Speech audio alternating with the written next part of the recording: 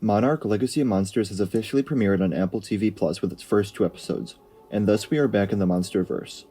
Because I haven't seen much promotion for the series beyond a few teasers here and there, the series is set following Godzilla's attack on San Francisco. After surviving Godzilla's attack on San Francisco, Cate is shaken yet again by a shocking secret. Amid monstrous threats, she embarks on a globetrotting adventure to learn the truth about her family, and the mysterious organization known as Monarch. Like many other people out there, I would consider myself the average audience member when it comes to the Monsterverse. I enjoy the movies, the massive scale of the monsters, the incredible action and special effects, and some of the science and mystery behind it all, more so in the newer films than anything. So I'm not a big lore junkie when it comes to the franchise as I am per se with Marvel or Star Wars, and that made my initial experience with the series very difficult. I haven't seen any of the films in this franchise in quite a bit, so for much of the first episode I was very lost when it came to when everything takes place. They make it clear that these events are after Godzilla attacks San Francisco, but I couldn't even remember what happened there or if we saw that in a movie. I was able to get through most of my confusion by the time I got to the second episode, but for much of the first I was lost trying to figure out how everything connects together timeline-wise, because the series loves to jump around. It's effective in the way it moves around, like including brief flashbacks to the attack to show the PTSD that Cate has from witnessing an event like that, and for us to see how it continues to impact her down the line. But as someone who felt lost and constantly trying to put the pieces together, it took me longer than I think it would have for most people to appreciate all of it. I think between the first 2 episodes alone, there's a scene in 7 or 8 different years, so it's a lot to start off with. But by the time I had become accustomed to all of the characters in the second episode, I was able to make sense of it all and really enjoy the story that they were presenting, rather than struggling to understand the larger picture and how it fits into the franchise.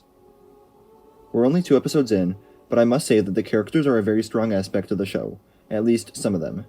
There are 2 main storylines going on here.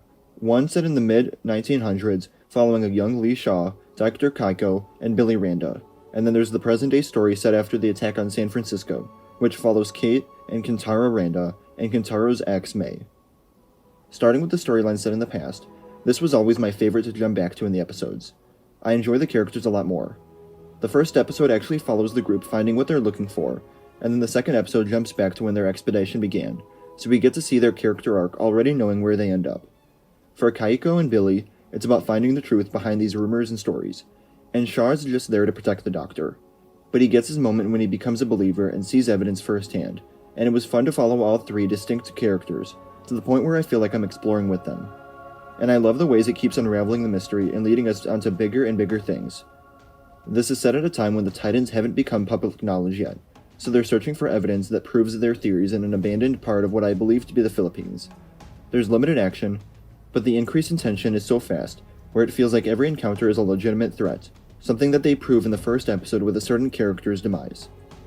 I also found it nice how they were slowly increasing the size of the creatures they come across. It started with newly born babies, then it got a little bigger, and I'm hoping it continues to wrap up to the point where Godzilla's appearance feels well earned for both the audience and the characters. Something that has been a concern for me, however, after the first 2 episodes is the quality of the visual effects. For the most part, it's solid, especially when it comes to the creatures, but I found that the human on digital background looked pretty rough in terms of lighting and blending the 2 together. The main instance of this was the opening scene, which catches up with Bill Randa on Kong Skull Island. I'll admit that the series has me wanting to go back and rewatch all of the other movies. I didn't even remember that the movie was set so far in the past, and knowing what we know now about this character, I'd like to see if anything stands out about him in the movie. And it's crazy to think that this Billy we meet now will eventually be off on that expedition to Skull Island. It's a lot of jumping around with character stories. But yeah, the effects of him running around in the digitally created environment just looked really off.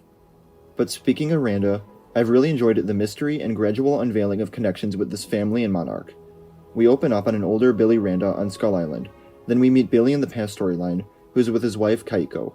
Then we meet their grandchildren in the present, Cate and Kentaro, and then we meet their father, Hiroshi. And they all have a very special connection to Monarch and the monsters. And we'll get to discover it a lot through Cate and Kentaro's eyes, as they are opened up to much of it for the first time when they discover tapes hidden by their father. The entire half-sibling plotline with their father having 2 separate families was a good way to introduce the siblings to each other and create an aura of mystery around their father, giving them a reason to work together to figure out what really happened to him, but I hope it isn't something dragged on too long in the series. Much of the present-day storyline is relatively simple so far. Cate goes to an apartment in her father's name after he's reported dead. She discovers he had another family, they find some hidden tapes, They learn their father wasn't the most honest man and had some connection to Monarch and these monsters, but accessing the information attracts the attention of Monarch, who sends 2 goons after them. So far, this storyline hasn't piqued my interest all that much. I'm not as on board with these characters here as I am with the ones set in the past, and so far it just feels like the average big scary government organization chasing after kids. Although they're able to access the files, which reveals a few big details to the audience, like the relation between characters and them all being one big family, we don't get all that much information regarding Monarch or the monsters. However, the second episode ends with them going to meet an older Lee Shaw, who's being kept in a peaceful retirement home under surveillance by Monarch, and right off the bat I could tell I was going to love his character even more. After everything he's been through and seen, he has the knowledge and secrets Monarch doesn't want to get out, and he's got a rebellious side to him because he's more familiar with Monarch and who they are. So the episode ends with him getting himself out, and will seemingly pick up with that group going on to investigate what really happened to their father, since a body was never found, and Monarch has the vibe of an organization trying to cover up as much as they can. Although it was a bit of a rough start to the series, and I wish there was more exposition for people who needed a slight refresher on the whole story, I'm really enjoying the mystery and suspense of it all. The past storyline already has me hooked and excited for more, and the present-day storyline did enough to end the premiere that I'm going to keep coming back for more. And one more note, I can already tell this is going to be a fun series to watch, because even now it's taking me days to make connections from these episodes.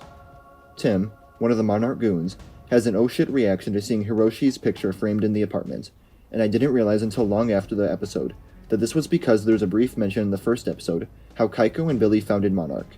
So the 2 kids that Monarch is chasing after because of the tapes are the grandchildren of the founders. I don't know what this means for the series going forward, but the more I put together, the more excited I get for a new episode. What did you think of the Monarch premiere? Let me know in the comments below. Remember to like the video, and subscribe for more coverage of the Monsterverse, and remember to follow me on Instagram, Twitter, and TikTok. Thank you all for watching, and remember, the Force will be with you. Always.